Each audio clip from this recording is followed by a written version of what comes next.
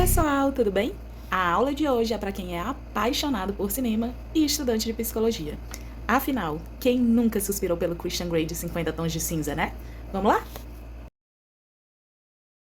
Há alguns meses, o Christian Grey ligou para o meu consultório, marcou uma consulta e logo em seguida compareceu. De início, o motivo da consulta não ficou muito claro. Por que um jovem de 27 anos, bem-sucedido, teria procurado uma psicóloga? Bom, no início da consulta, o Christian falou de como era sua vida, de como é sua rotina, de como ele lida com negócios, e foi possível perceber que, apesar da pouca idade, com 27 anos, ele é um rapaz muito bem-sucedido e que a construção da sua empresa se tornou praticamente um império, de tal forma que ele tem reconhecimento social pela sua construção e também tem uma contrapartida financeira. De início, foi necessário fortalecer o vínculo para que o paciente se sentisse confortável em falar o que de fato tinha feito com que ele procurasse ajuda profissional. E foi só então que o Christian teve coragem de se abrir e se sentiu confortável para me dizer que o grande problema dele não estava nas relações profissionais, mas principalmente nas suas relações pessoais, especialmente com a sua namorada Anastasia. Então aí a gente consegue descobrir o que levou o paciente a buscar ajuda, o primeiro passo de um psicodiagnóstico. Conversando um pouco mais com o Christian, ele relatou que as suas relações costumam ser frágeis, rasas, que ele não costuma criar vínculos profundos nem duradouros com nenhuma dessas mulheres com as quais ele se envolve. Que normalmente ele usa dessas relações apenas para se satisfazer sexualmente, fazendo uso de práticas BDSM. Continuando a compreensão da queixa, eu passei a buscar entender como eram as relações do Christian, não só com os pares sexuais deles, mas também com outras pessoas próximas, por exemplo. Tinha irmãos, como era a relação com esses irmãos? E os pais ainda eram vivos, como é a relação com esses pais? E foi dentro desse contexto que o Christian me contou que foi abusado sexualmente desde a infância por uma amiga bem mais velha da mãe dele, e que até então ele nunca tinha contado sobre isso para ninguém, nem para a mãe, nem para suas parceiras. Dados importantes para a gente ficar alerta. Levando em conta a queixa principal do paciente e também as observações que eu pude fazer ao longo desses momentos em que ele foi relatando sobre a vida, eu percebi que o paciente ele costuma exercer um charme, ter uma ideia muito grande de autorreferência, uma pessoa autocentrada, que acha que o centro das atenções sempre está nele, que tenta controlar os sentimentos e as reações das pessoas perante ele, que acha que tem que ser exaltado, que tem que ser servido. E tudo isso nos levou a um passo adiante, que foi o levantamento de hipóteses diagnósticas. Nesse momento, a gente começa a pensar em um transtorno de personalidade narcisista. Nos passos seguintes, a gente vai saber se os dados que a gente obtém apontam para uma corroboração dessa hipótese ou se eles descartam essa hipótese. Eu sei tudo o que você fez com Christian. Tudo o que eu fiz foi levá-lo à verdade de quem ele é.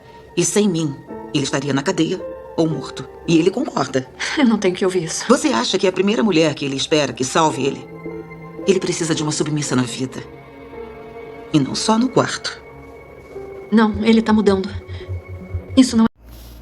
Uma vez que nós já temos bem estabelecido o primeiro passo, que é a demanda pela qual o paciente buscou ajuda, o segundo passo, que é o levantamento de hipóteses, nós vamos agora para o terceiro e para o quarto passo. Ou seja, nós vamos escolher quais instrumentos nós vamos utilizar para fazer o psicodiagnóstico e nós vamos começar a aplicar esses instrumentos. Como a nossa principal hipótese é um transtorno de personalidade, a gente vai levar em consideração tanto as entrevistas feitas com o paciente, como observações. Caso o paciente nos autorize, vamos falar também com as pessoas com as quais ele se relaciona, especialmente com a namorada Anastasia, e vamos também aplicar testes de personalidade. Forte. Aqui atribui... Aqui atribuo o meu sucesso? É.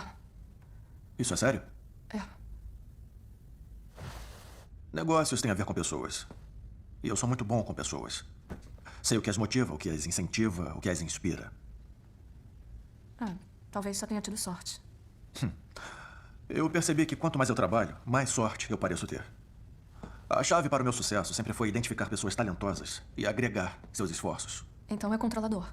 Eu acho que exerço controle em tudo que eu faço. Feito tudo isso, é hora de seguir para os passos 5, 6 e 7, que são, respectivamente, correção, integração e conclusão. No passo 5 da correção, por exemplo, caso eu tenha aplicado um teste ou questionário, eu vou corrigir. No passo 6, eu vou integrar esses resultados de diversas fontes, conjugar eles entre si. No passo 7, eu chego a uma conclusão, que pode me conduzir a um diagnóstico ou não. Caso seja feito um diagnóstico, é preciso muito cuidado, porque esse diagnóstico tanto pode servir para o paciente entender a sua forma de funcionamento, como também pode servir de rótulo ao longo da vida. E para evitar isso, a gente vai ter que ter muito cuidado no passo seguinte, que é a devolutiva. Bom, corda, fita, braçadeiras. Você é o assassino perfeito. Acho que hoje não. Mais alguma coisa? Chegamos finalmente no 8º e último passo. É hora de fazer a devolutiva para o nosso paciente, para o Christian Grey. E essa devolutiva não pode ser feita de qualquer forma. Alguns pacientes vão pedir um documento com essa devolutiva. Outros pacientes, como querem apenas a informação para si, que é o caso do Christian Grey, vão exigir uma devolutiva apenas oral. Dessa forma, cabe a nós comunicar o resultado que tivemos ao longo desse processo. No caso em questão, o Christian Grey foi diagnosticado com transtorno de personalidade narcisista. Muito cuidado. Na hora do diagnóstico, nós não vamos enfatizar apenas o diagnóstico. Pelo contrário, é necessário que a gente evidencie para o paciente que nós percebemos pontos positivos na estrutura dele e que é por conta disso que a gente acredita que um encaminhamento para profissionais como, por exemplo, para uma psicoterapia, mas nesse momento voltada para a intervenção, é essencial. Eu espero que vocês tenham gostado desse paralelo que a gente fez entre cinema, psicopatologia e psicodiagnóstico. Até a próxima!